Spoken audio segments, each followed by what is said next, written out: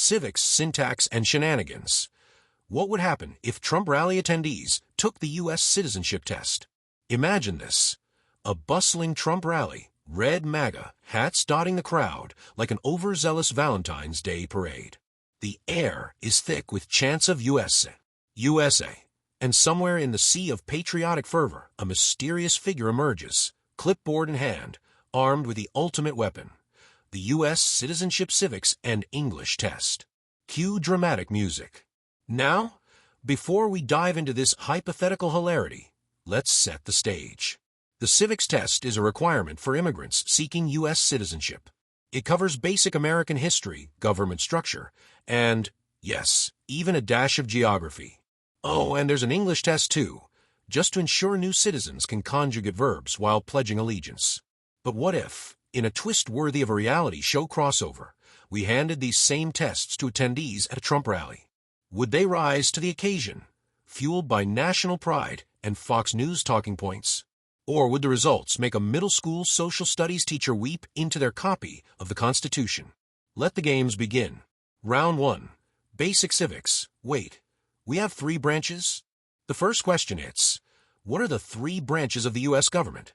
A man in an eagle emblazoned t-shirt confidently scribbles, guns, freedom, and Trump. Close. But not quite. Another attendee, wearing an American flag as a cape, because nothing says patriotism like violating the U.S. flag code, hesitates, then writes, Democrats, Republicans, and Independents.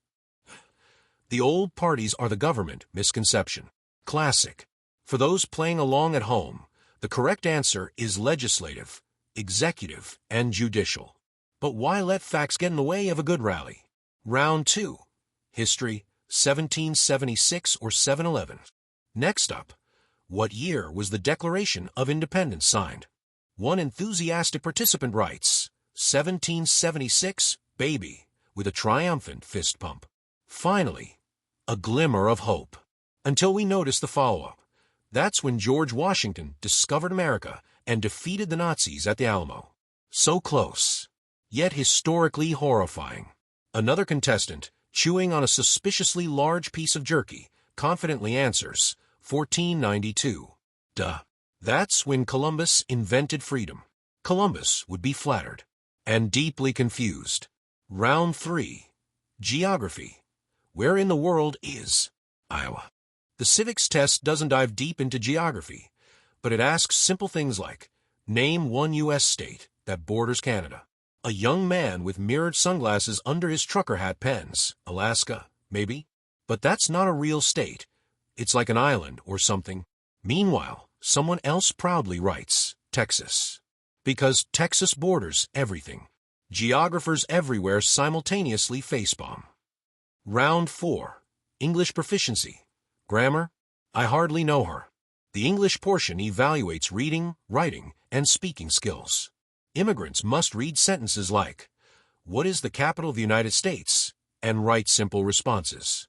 At the rally, however, we get creative liberties. Prompt, write a sentence about American history. Answer, America was great until socialism took over after the Boston Tea Party was canceled by the woke mob. A+ for enthusiasm. F for facts. Another attendee writes, I no need test. I am real American. English is for immigrants. Irony level, expert. The final tally. Spoiler alert, it's not pretty.